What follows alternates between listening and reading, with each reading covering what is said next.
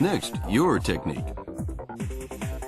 You stay still when the opponent tries to grab, so the movement stops. You then try to take the lead, but at that point you have to pull with your own strength, and the two of you can only move slowly. You're just walking. That's why you ended up pushing him down with your strength. That was all you had going for you.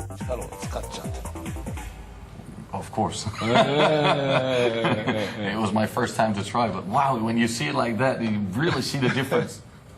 So it's very important to use the energy and the moment from the opponent when he's coming in, just move it with it. Yes, that's right. That's what's working for Omori, his last use of the hand.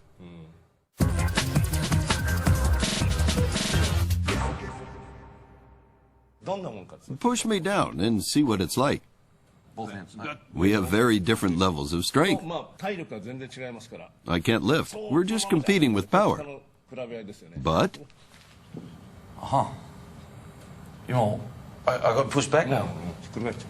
Wow. now try to push me like this. Yeah. 抑えようとしてるんですけど。Now your power is in my control, and I can make you collapse. So you could pull me to you, you could push me away, you could pull me to the side, or whatever you want to do with me. That's right. I just want to hold on. Reading the opponent's force and redirecting it throws the other person off balance. This is a basic Aikido move. That's exactly what happened when Robert Kennedy's bodyguard fell to the floor.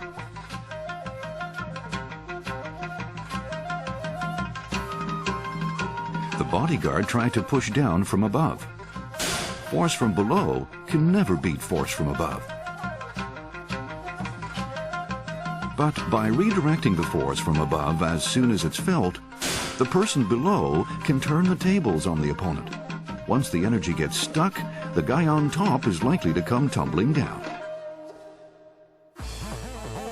So how much power is needed to redirect that kind of force? We studied the electrical impulses of muscle movement to get a measurement. We attached sensors to 4 muscles that are used when lifting things. Here are the results of the EMG when lifting by force. The biceps and pectoralis major react. That's typical when you try hard to lift things.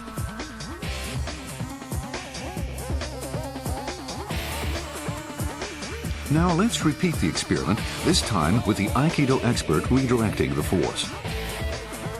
The biceps and pectoralis major show a reaction for a split second, but after that, hardly even a blip. The image makes clear that muscle strength has next to nothing to do with the Aikido approach. The secret of Aikido is manipulation of power. The experiment supports the theory. Let's demonstrate with this tool here. You held me down from above, right? Now push. You're directing your force this way, aren't you? Yes, down. If you push this way, it doesn't move, right? Okay. But with a turn like this, Yeah. Ah. Well, that was, for me, that was really easy to understand. So if you use just one stick and you push, well, you know, the force is generated and it's just one force going towards the other force, so nothing really happens. But by breaking up the rhythm for this force and the force coming in, when I push strongly, my energy is generated in a different direction. And by being able to doing that, he's actually able to use my strength against myself. Well, that was really easy. It was funny. Yeah, wow. That was wonderful. very interesting, wasn't it? I would like to thank you very much for teaching me about Aikido today. Thank you very much. To understand my opponent's actions and anticipate what comes next is what I know. But how I use that to my advantage and the way Aikido seizes the moment to manipulate the opponent's force is totally different. Gozo Shioda has a secure place in Aikido history. He was one of the students of Morihei Ueshiba, the founder.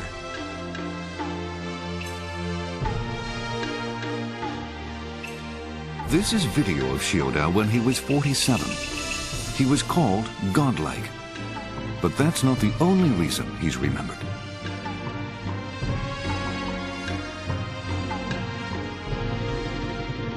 His dojo is one that Senator Kennedy's entourage visited.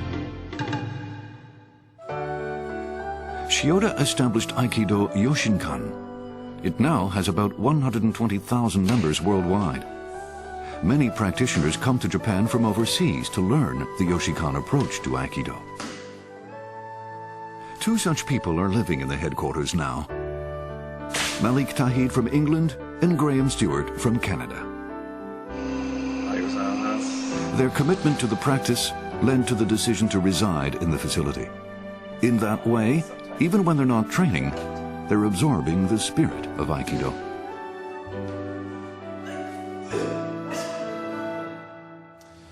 Hello, my name is Nicholas Pettis. Nice to meet you. Hi, Graham Stewart. Nice to meet Hi, you. Nicholas. Malik.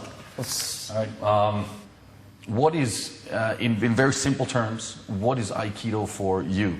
So Aikido for me is about becoming stronger. It's about suffering and getting over the problems I get through, that I face every day. I would say the main thing is maybe using Aikido to help me fit into life, to help me find what I should be doing at what time correctly. Like walking into a situation, understanding the situation, understanding my duty within that situation. I really like the idea that Aikido doesn't work until the opponent attacks you. If I may say so, you know, Yeah. or it works, it doesn't work. It's not really the point. But you want him to come. If he not that you want him to come, but when he does come, Yes. you're able to react. There is also an element of sasoi, Yeah, there is. inviting the attack. There's also, you have a situation, so if you saw two samurai square off, they're facing each other, and in Aikido there's like this drawing in the attack, knowing that the attack is coming. Right. Or you know of a certain attack you want to bring in, Right. so you give the little bit of a feeling that creates that attack, then you can use that attack. Yeah, I think in an everyday life situation, I think Aikido is not just a defense. You try and control the situation before the attack, before the sword comes out. You know, let's talk. Let's be. That's the idea. Or from a hand rather than a fist. That's, I think, the idea of Aikido. Yeah. And inside Aikido, evasion is a key point of Aikido. So if you go into a situation which is an unfriendly situation, you remove yourself from it Oh yeah. before the situation happens. Yeah. Self-preservation. Yeah.